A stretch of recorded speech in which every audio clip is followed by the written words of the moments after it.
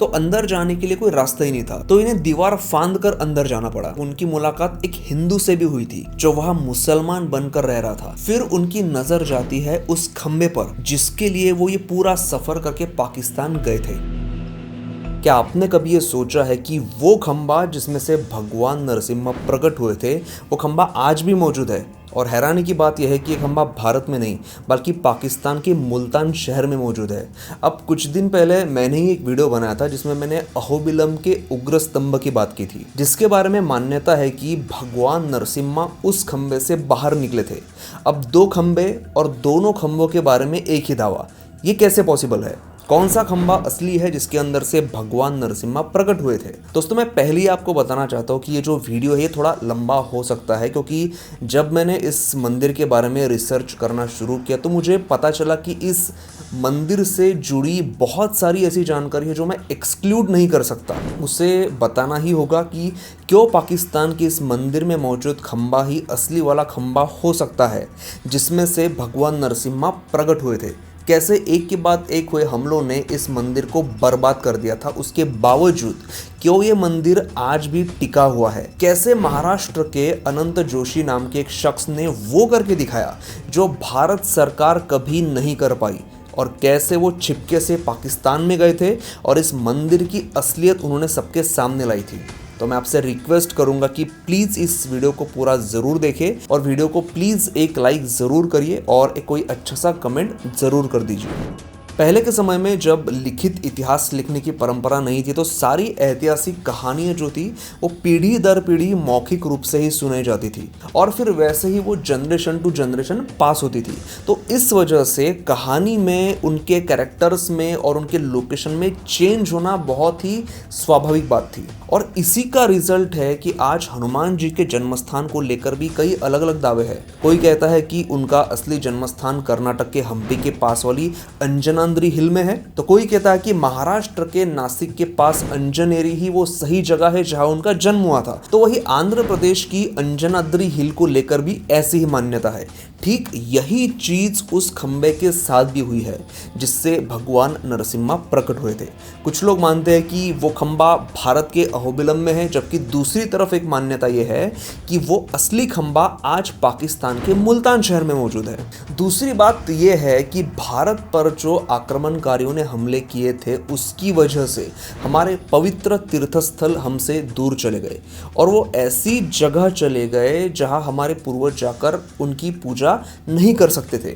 तो इसीलिए भी हमारे पूर्वजों ने उसके विकल्प के तौर पर उनकी पूजा भारत में ही शुरू कर दी और इसके लिए ऐसी जगहों को चुना गया जिन जगहों का कनेक्शन उस घटना से हो। अब उदाहरण के लिए बात की जाए तो मुल्तान का खंबा ही शायद असली खंबा हो सकता है, लेकिन अब वो पाकिस्तान में है। इसी कारण से असली घटना की जगह और आज का पूजा स्थल दोनों अलग हो गए हैं। हमारे पूर्वज कई दशकों से अहोबिलम को ही वो असली जगह मानते हैं जहां भगवान नरसिम्हा प्रकट हुए थे, क्योंकि पाकिस्तान में जाकर तो हमारे पूर्वज उस खंबे की पूजा नहीं कर सकते थे। और अगर ऐसा है तो एक सवाल दिमाग में जरूर आता है कि जिस खंबे को भक्त प्रहलाद को बांधा गया था और जहाँ से साक्षात भगवान नरसिम्हा प्रकट हुए थे, वो खंबा ऐसी जगह पर है जो आज हमारे दुश्मन देश में है, जहाँ शायद लोग भगवान नरसिम्हा का नाम भी नहीं जानते होंगे। मुल्तान, जिसे पहले मूल स्थान कहा जाता था, इसी शहर में एक भव्य मंदिर खड़ा है, प्रहलादपुरी मंदिर। बेसिकली मुल्तान ये नाम ही संस्कृत के शब्द मूल स्थान से लिया गया है। मूल स्थान वही जगह थी जहां भक्त प्रहलाद का जन्म हुआ था, उनका बचपन बीता था और उन्होंने ही इस प्रहलादपुरी मंदिर को बनवाया था, ठीक उसी जगह पर जहां भगवान विष्णु उस दिव्य खंबे से प्रकट हुए थे। इस मंदिर में हजारों सालों तक पूजा होती रही, तब तक जब तक मुस्लिम आक्रमणकारियों की नजर इस शहर पर नहीं पड़ी। मुल्तान मतलब तब का मूल स्थान बहुत ही समृद्ध शहर था। इस इलाके पर बहुत ही बड़े बड़े राजाओं ने शासन किया है। राजा पोरस, जिन्होंने सिकंदर को हराया था, वो जगह इस मूल स्थान शहर से सिर्फ 370 किलोमीटर दूर थी।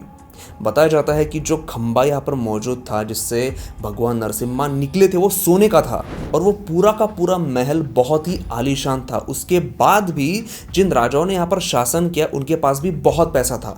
यहाँ का ये प्रहलादपुरी मंदिर बहुत समृद्ध था और इसीलिए समय समय पर इस शहर पर कई हमलावरों ने हमले किए। कहते हैं कि मोहम्मद बिन कासिम ने जब इस मंदिर पर हमला किया था तो वो हजारों किलो सोना यहाँ से लेकर गया था। इस्लामी आक्रमणकारियों ने प्रहलाद के मंदिर को कई बार तोड़ा।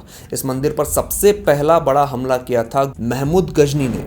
11वीं सदी में हुए इस हमले के बाद इस मंदिर पर हमलों का सिलसिला शुरू हुआ। 13वीं सेंचुरी में सूफी संत बहाउद्दीन जकारिया यहाँ पर आए और उन्होंने उनकी दरगाह ठीक इस मंदिर के पास बनाई और फिर तब इस मंदिर में लोगों का आना जाना कम हुआ।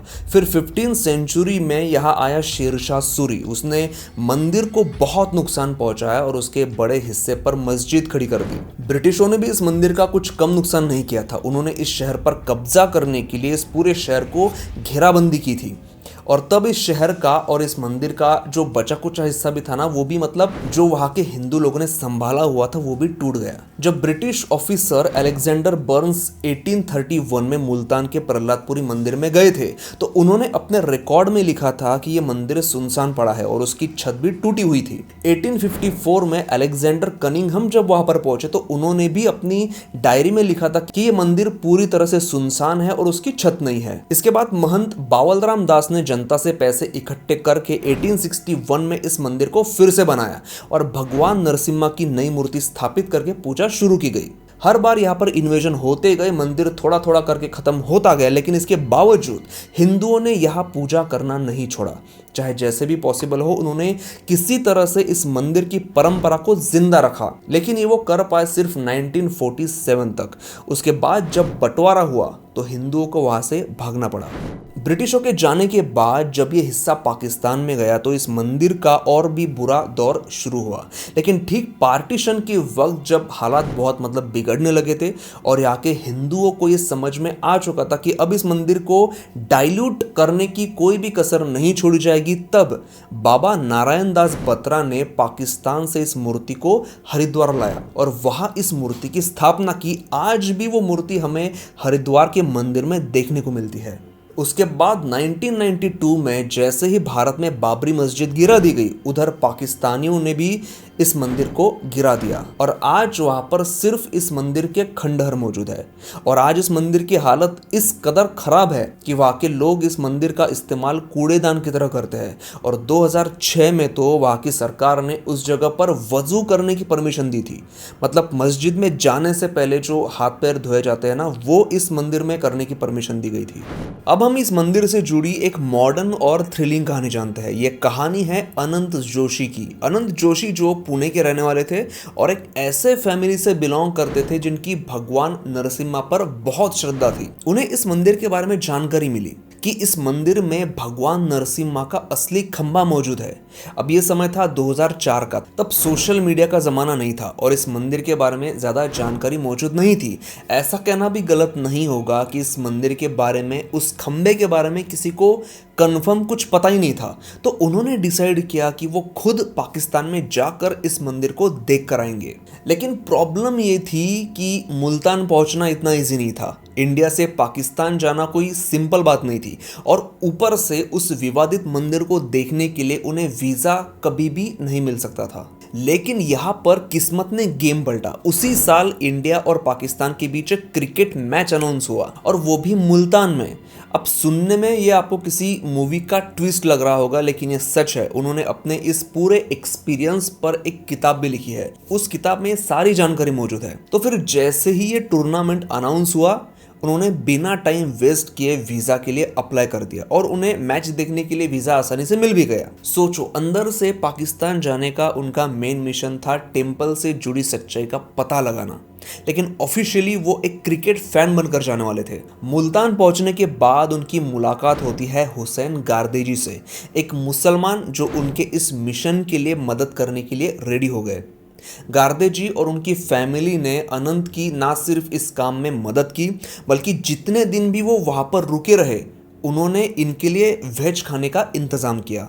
और इस सब के बीच जब वो पाकिस्तान में थे तब उनकी मुलाकात एक हिंदू से भी हुई थी जो वहाँ मुसलमान बनकर रह रहा था।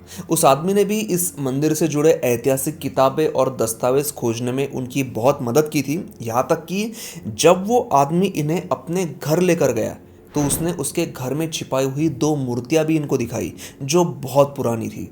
जब अनंत जोशी प्रहलादपुरा पहुंचे जहां वो मंदिर था, तो मंदिर के अंदर घुसने के लिए भी उन्हें बहुत मशक्कत करनी पड़ी क्योंकि वो मंदिर बाहरी लोगों के लिए बंद था और वैसे भी वो पूरा खंडहर बन चुका था, तो अंदर जाने के लिए कोई रास्ता ही नहीं था। तो इन्हें दीवार फांद कर अंदर जाना पड़ा। जैसे ही वो अंदर पहुंचे, जो नज़ारा उनके सामने था वो दिल तोड़ने वाला भी था और गूज़बम्प देने वाला भी था।